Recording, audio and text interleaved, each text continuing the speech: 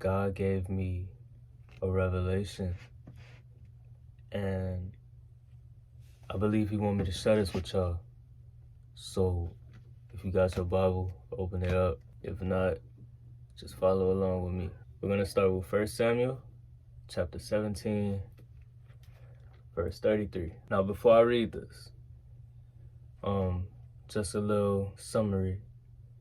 David was sent to the Philistines. There's this war going on between Saul and his people and the Philistines. The leader of the Philistines is named Goliath. You know, the giant. If anybody's heard of David versus Goliath, it's that story. In this moment of the book, David is ready to go.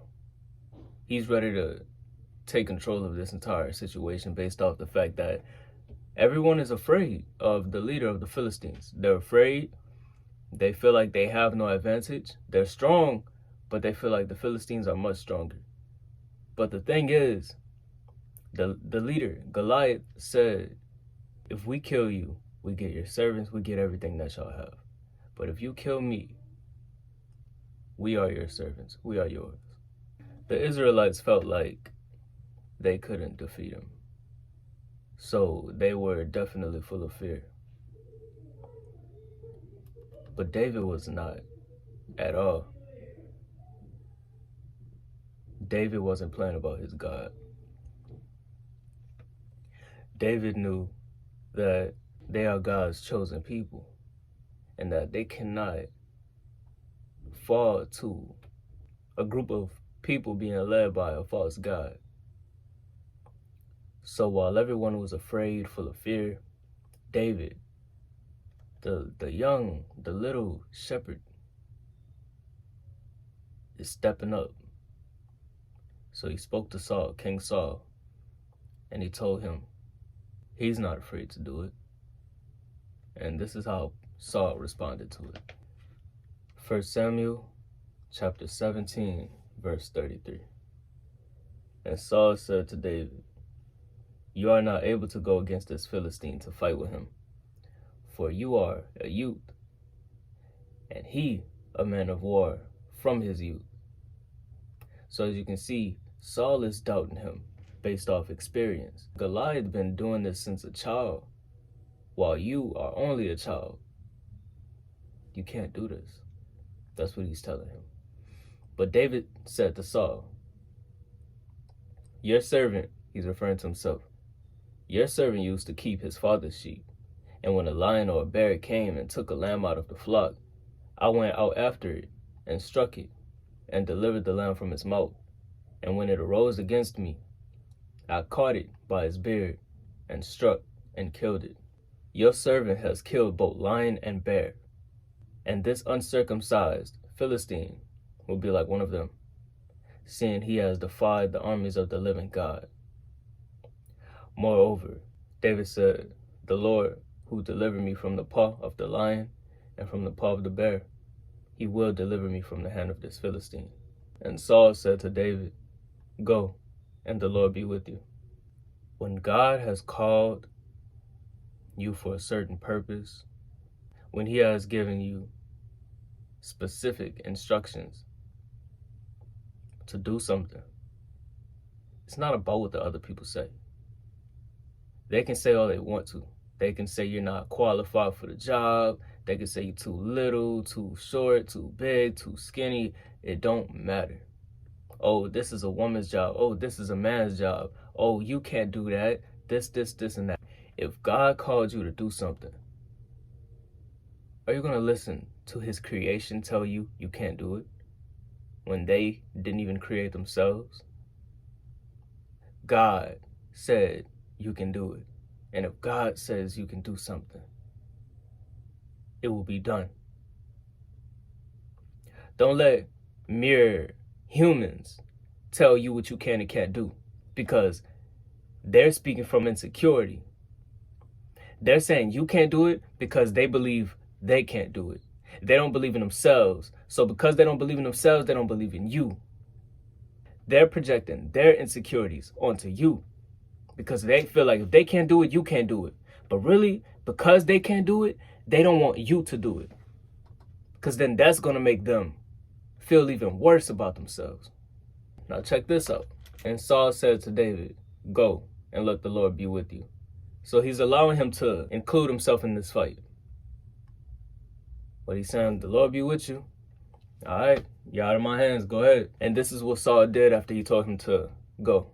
Verse 38. So Saul clothed David with his armor, and he put a bronze helmet on his head. And he also clothed him with a coat of mail. David fastened his sword to his armor and tried to walk, for he had not tested them. And David said to Saul, "I cannot walk with these, for I have not tested them." So David took them off. When God has a certain calling for your life, if people aren't doubting you, another thing they could be doing is trying to steer you in a whole nother direction, tell you how you're supposed to do it. If you were called to be a musician, someone may try to limit what type of songs you make. Nah, I can't see you doing this type of song. How about you stick to what you do already, right? Or, nah, I tried this already. It's not going to work. How about you do this? Whatever God told you to do, that's what you do. Because people are going to doubt you. They're going to try to stop you altogether, or they're going to try to make you do it their way. But God's will is not their will. God's will is not your will. However God told you to do it, that's how you're going to do it. That's how you're supposed to do it. So as you can see, David is ready to go. David tells Saul, "Man, I've been killing lions, I've been killing bears all my life to protect my sheep. God delivered me from the paws of the lion. God delivered me from the paws of a bear. Of course God will deliver me from this Philistine." So Saul says, "Okay, here, put this on. Take my helmet, take my armor. Here's a sword." But as David put it on, him being so small, he couldn't hold it up. He could barely move with it. And how I look at that is how I look at the burdens that people put on others. God has called you to do something amazing, but people are trying to put their expectations on you. They're weighing you down with their expectations, with their opinions. Whatever they say is not what God said. So whatever these people are putting on you as you're trying to walk in the obedience of God, take it off so you can move, so you can be more light, so you can walk fully in the calling that God has placed upon you in your life. Verse 40.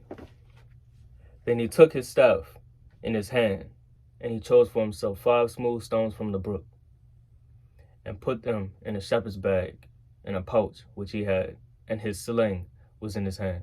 And he drew near to the Philistine. Now we're going to skip to verse 45. Then David said to the Philistine, "You come to me with a sword, with a spear, and with a javelin. But I come to you in the name of the Lord of hosts, the God of the armies of Israel, whom you have defied.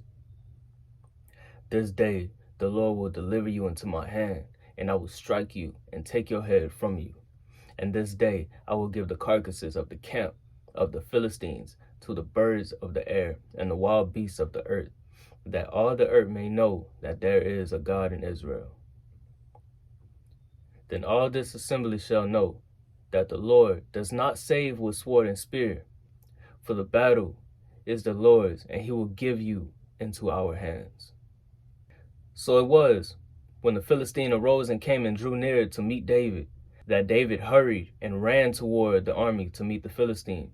Then David put his hand in his bag and took out a stone, and he slung it and struck the Philistine in his forehead, so that the stone sank into his forehead, and he fell on his face to the earth. So David prevailed over the Philistine with a sling and a stone, and struck the Philistine and killed him. But there was no sword in the hand of David. Therefore David ran and stood over the Philistine, took his sword, and drew it out of his sheath, and killed him. and cut off his head with it. And when the Philistines saw that their champion was dead, they fled. So what that tell you? Once you stop allowing the expectations of others to weigh you, to move you, and when you take it off, place that in God's hands, all that weight that was stopping you, leaving you stagnated, will be removed from you. Now you're up. Now you're able to move. And you can walk in the calling that God gave you. They will fear you. The demons will tremble, seeing that you have actually became the person that you were called to be. Let them doubt you. You're not qualified. You're not good enough. God's validation is the only validation that matters. If God says you're qualified, you are qualified, even if the whole world says you're not. God is bigger than the entire world, including every single person in it. The whole world can team up and try to destroy God, and they will not. Because God is overpowered. So if God has an opinion of you, if he has a thought of you, that is much more important than every single person on earth combined. Don't risk your life. Don't risk your calling, your purpose, to be validated by man. And instead, go against man's expectations and be validated by God. Put men and women to the side and hold firmly on the expectations of God. And then any obstacles in your way, any hardships that seem too big to destroy, will be slain, and you will become the victor of this battle. So take this, meditate on it, pray on it, and allow God to speak to you. Well, I pray this video help y'all. Pray this video change your perspective on certain things, and I pray this video inspires you to get up and go, regardless of what other people have to say. God bless y'all. Peace out. I'm out.